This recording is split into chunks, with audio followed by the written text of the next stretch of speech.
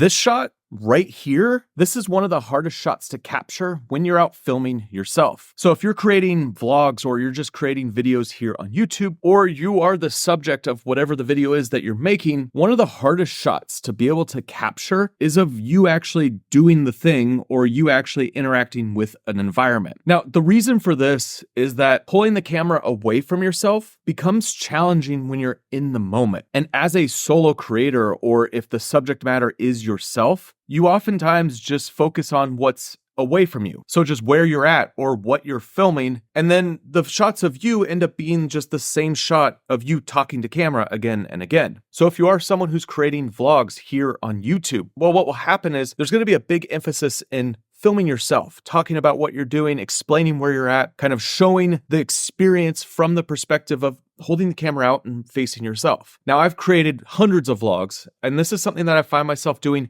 even today. There'll be lots of moments where I'm just holding the camera out, filming myself, when the reality is when you get into the edit, that footage is great to have, but it's not the only footage that you want to use. And you also don't want to just have footage of what you're looking at. So I was shooting a project about a new camera up in Alaska, and there's lots of moments where I was filming myself with the camera. And I also have lots of footage of what we were filming up in Alaska, the helicopters, the wildlife, everything that we were doing. But the hardest shots to get, even with experience shooting this kind of content, is going and setting the camera down, putting it far away, and making sure that you're getting plenty of coverage so that you don't just end up with footage of yourself, the A-roll, and just B-roll of things that you're at or things that you're doing, and completely missing all of the B-roll of you, the subject, actually interacting with this space and being in the space and actually moving through this space. So one way to think about this is look at a documentary. You have interviews, you have B-roll that's just of the location or that helps tell the story, and then you also have B-roll of that person that you're interviewing. So I was in Northern California working on a regenerative farm documentary, and part of what I needed to do for this documentary was capture the interviews of the people that worked on the farm. You can see here is one of the people that works with the pigs on the farm. Now the second part to this is getting B-roll of what's going on. So footage from the drone that shows the farm, footage of the pigs, all of that helps paint the picture in a visual way of where we're at and what the story's about. But the third component to this is footage of that specific person actually interacting with the pigs and actually going through the process, what it is that they're talking about on camera. These are three core elements that you use in the edit. And oftentimes when you're working on a documentary, the interview is great to have, but you end up laying over visual B-roll over everything that they're saying, and you just cut back to that person once in a while. And this visual B-roll is comprised of wide establishing shots, close-ups, specific shots on what they're talking about, but also shots of that person actually going through and doing what it is that they're talking about so that you have some visual representation more than just what they're saying on camera for the interview. Now apply this same format to making a vlog or making any style of video where you are the subject. You're going to have your A-roll, which is you on camera talking. Could be like this, in a studio, just talking about whatever it is that you're making your video about. It could be, if you're vlogging, walking around, talking to camera, actually in the experience and talking through what's going on. Now, the second part is the B-roll. So you're going to get the footage, the drone shots, the pretty gimbal shots, the just establishing shots of where you're at, the close-ups, all this little stuff that helps paint the picture. But the third part, which is the hardest to get, is actually you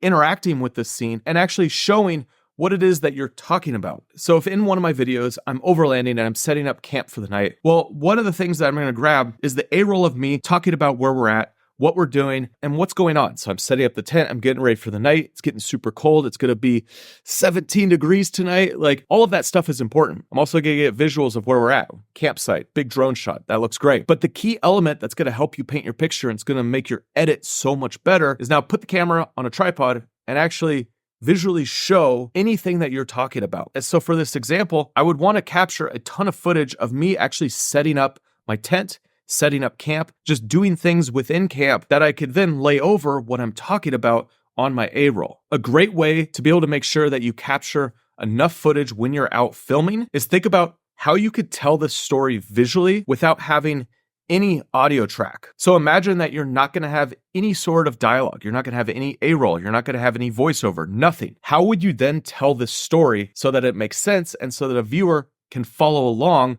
and know exactly what's going on? That's the kind of footage that you need to capture when you're out filming, especially as a solo creator. Now, let me give you 4 ways that you're going to be able to film yourself when you're out making your videos. Now, the first one is going to be the easiest, and that is using a tripod. You want a small, lightweight carbon fiber tripod or aluminum tripod that you can bring with you, that you can just stick on the side of your backpack so that whenever you need to grab one of these shots of yourself interacting with the scene, you just pull it off, put the camera down, walk away from it, and then you can grab one of these shots and you could do it pretty easily.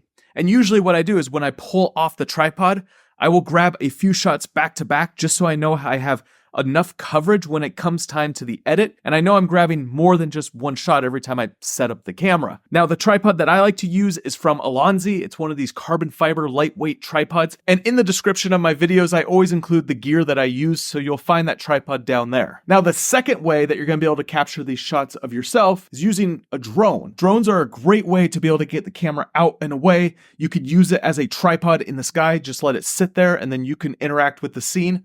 Or you could lock onto yourself using the active track, and then the drone can either follow you or it could do some sort of automation where it's spinning around you in, say, an orbit, grabbing a really cinematic shot because of that movement. And then also it's focused on you. So you're grabbing this angle that's otherwise pretty hard to grab, especially with the camera out at that distance and it's moving. Now, the third way to be able to grab some of these shots of yourself is to use a 360 camera. So 360 are great because you can put it on a pole. You don't have to go stick it on a tripod. You don't have to leave it anywhere. And the 360 can get a little bit away from you, but doesn't have to get super far because of that wide lens. And then you're able to get these different shots that you can reframe later. 360 is just a great alternative to grab some of these third-person style shots and to make it look like there's another camera person with you. The best part is you just put the camera up in the sky and you don't have to worry about what you're filming because it is filming in a 360. Now, the one downside is typically 360 cameras don't look as good as other cameras.